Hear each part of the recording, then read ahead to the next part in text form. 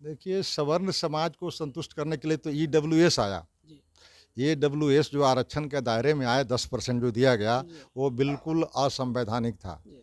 क्योंकि संविधान में आरक्षण की बात शैक्षणिक और सामाजिक स्तर पर दी गई थी, आर्थिक आधार पर नहीं थी। जी।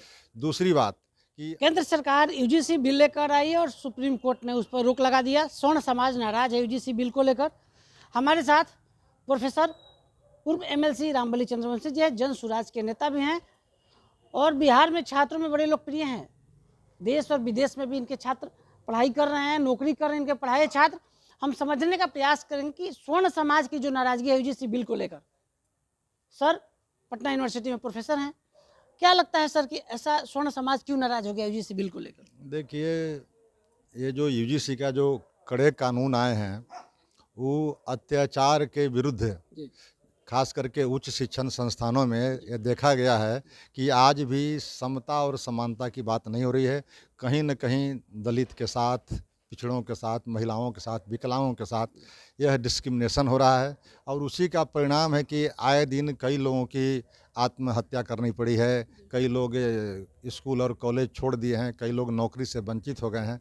तो वैसी परिस्थितियों में जो भारत का जो कानून था, यूजीसी का उच्च शिक्षण संस्थानों में अत्याचार को रोकने के लिए प्रभावी नहीं था। तो प्रभावी बनाने के लिए सुप्रीम कोर्ट ने ही इस तरह के निर्देश दिए थे और उसी के आलोक में जब ये कड़े कानून बनाए गए तो आखिर किनको डर हो रहा है? अत्याचार के विरुद्ध अगर कानून बनाए जाएंगे तो अत्याचारी को ही भयभीत होगा।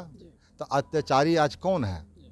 इसलिए दोनों तरफ से लोगों को झांकने की ज़रूरत है कि आज़ादी के इतने वर्षों के बाद भी हम वो प्रताड़ित वर्ग, जो वंचित और लांछित वर्ग है, उसको हम समता और समानता के हक नहीं देना चाह रहे हैं। तो इसलिए कहीं न कहीं उनको भी यह स्वीकार करना पड़ेगा कि उच्च शिक्षण संस्थानों में जब तक समानता की बात नहीं करेंगे, लिंग और जाति के आधार पर जब हम भेद करेंगे, तो निश्चित रूप से वह विकसित भारत नहीं बन सकता है। इसलिए विकसित भारत को अगर बनाना चाहते हैं तो जो बहुजनों की आबादी है 85%, उसकी भावनाओं को भी लेकर के चलने की ज़रूरत है।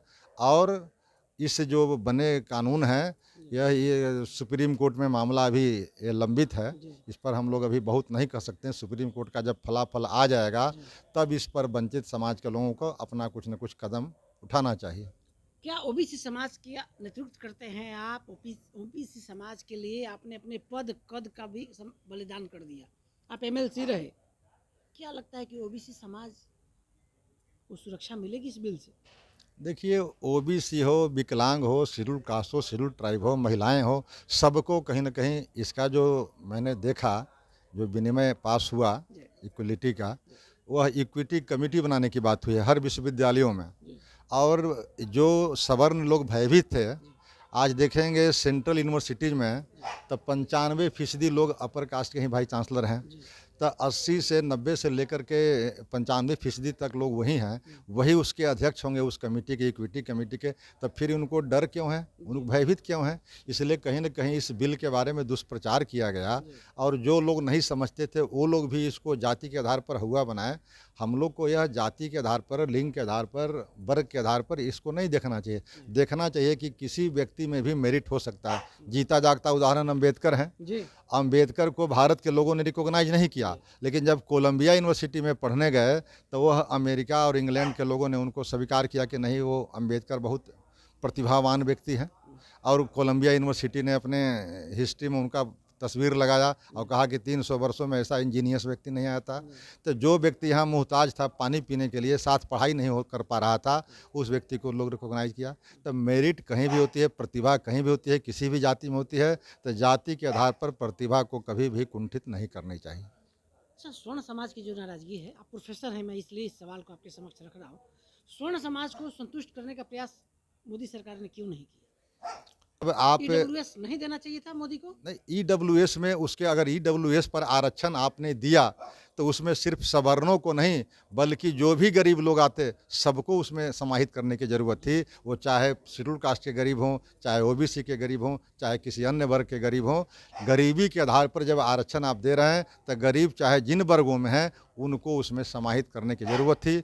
लेकिन जिनका रिप्रेजेंटेशन पहले से भी बढ़िया था, उन्हीं को 10% आरक्षण दे दिया गया। यह कहीं न कहीं से गलतियां हुई है, इस गलतियों को सुधारने की ज़रूरत है। मोदी से आप कह रहे हैं कि इसको सुधारने की जरूरत है। हाँ, बिल्कुल सुधारने की ज़रूरत है। ओबीसी समाज से क्या अपील करेंगे? ओबीसी के कहें कि आप अपने अंदर चेतना जगाइए और संघर्ष के लिए तैयार हुई। जो जातियां, जो वर्ग आगे लड़ता है वही अधिकार पाता है। अंबेडकर साहब ने इसीलिए नारा दिया था कि शिक्षित बनो, संगठित बनो और संघर्ष करो। तो अंबेडकर साहब के वह जो सूत्र वाक्य है, उस वाक्य पर चलने की ज़रूरत है बहुजनों को। और जब उस वाक्य पर को पालन करेंगे तो निश्चित रूप से बहुजनों का आगे वाला दिन जो होगा बेहतर होगा।